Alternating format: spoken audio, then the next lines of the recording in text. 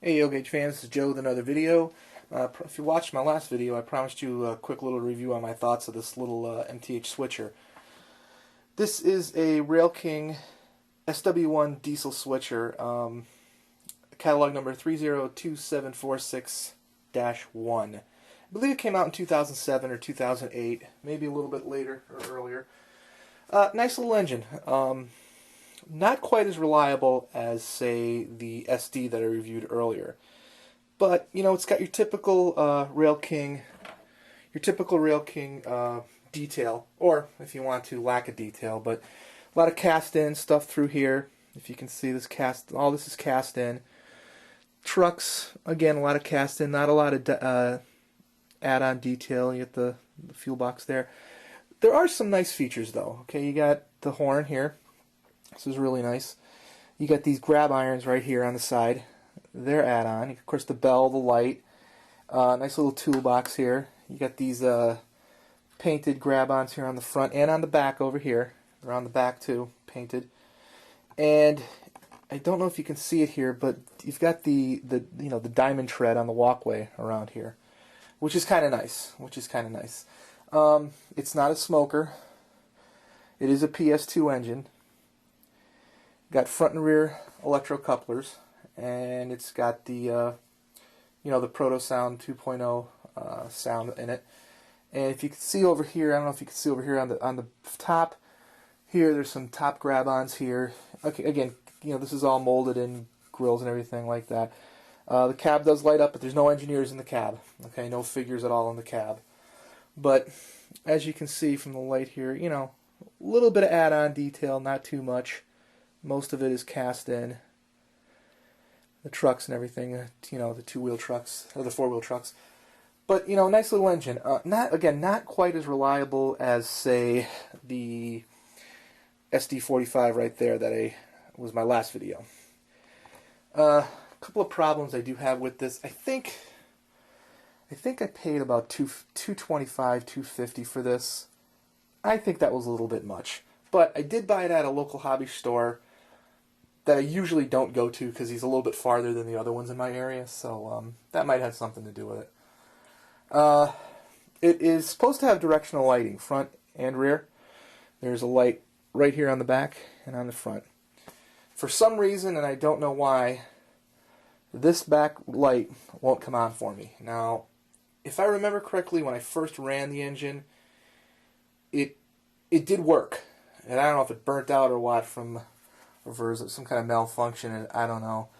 But I'm going to go ahead and start it up, and we're going to connect some cars here to it. Now I have a fairly heavy consist on here. I don't know if it's going to pull everything. It should. But we'll start it up and run through the sounds real quick, see what they sound like. Okay.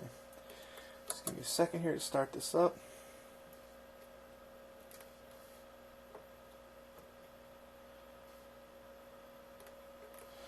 Alright, we're going to go, for some reason it starts up at a low volume and then it'll kind of increase in volume a little bit. I think it's supposed to do that. Again, no smoke unit on it, so we'll run through the effects real quick here. Hi guys, if you want to hold off the crossing, we're going to have to meet number 5, over. Okay, stay clear of the crossing, we'll meet number 5 there. Copy the Metro. Thank you, you ought to be there in about an hour. Wow.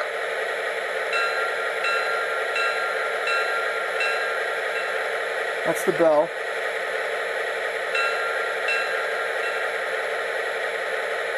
This is the whistle. And what's kind of nice is you can play the two sounds over each other, which is kind of nice. The bell, if you can hear that, it kind of fades as it's ringing, which is kind of cool. Alright, now let's start this thing up, and we'll see what happens.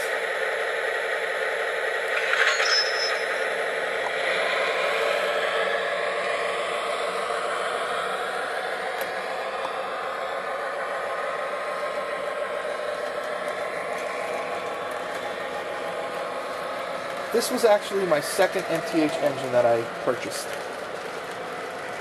I'm sorry, it was actually my third. Actually my third.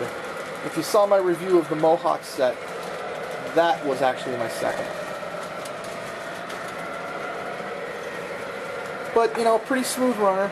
You know, nothing to write home about, nothing fantastic. I was looking for one of the newer, I think they're called the M1000 or something like that, switcher in Pennsylvania. They have a nice Tuscan one, but that was sold out. Some nice detail. I'm going to stop it right here. I want to stop it right here real quick. And we're going to reverse it. I want to show you some really nice detail on the back here. Yeah. Now you notice it just went backwards and that light didn't come on. I'm going to shut the sound off for a minute. But if you look on the back here, where the cab is, there is some nice detail here. You got the painted railings here, and you've got you know, the numbers up here and the grab-ons and everything like that on the side of the door. You got the 4 windows. There is some really nice detail on the back. When I first saw the engine, it was sitting on a shelf with... I'll be back. I'm walking the train. Okay. That's the first time I ever heard it say that.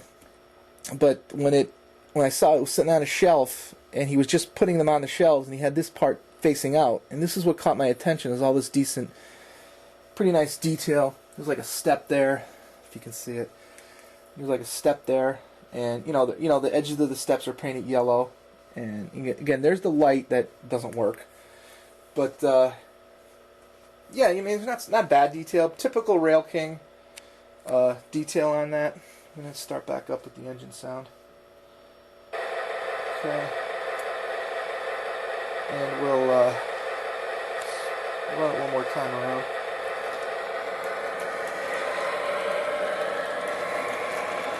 But like so far with the 3 bits of MTH motive power that I have right now, I'm really not disappointed in it.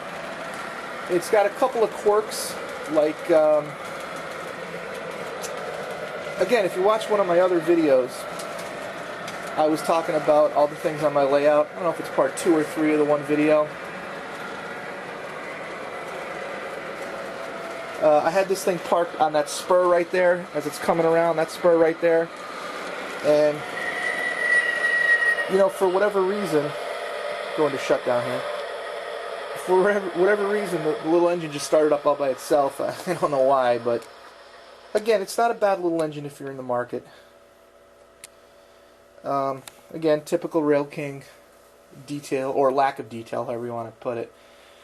But I think I'm going to end up being a Rail King customer because you know, I do like the Rail King stuff because of the pricing and everything like that. And I'm not so into the high-end detail that I have to worry about the, you know, like the Premier line has. I'd like to own some Premier stuff someday, but right now I'm going to be sticking with the Rail King.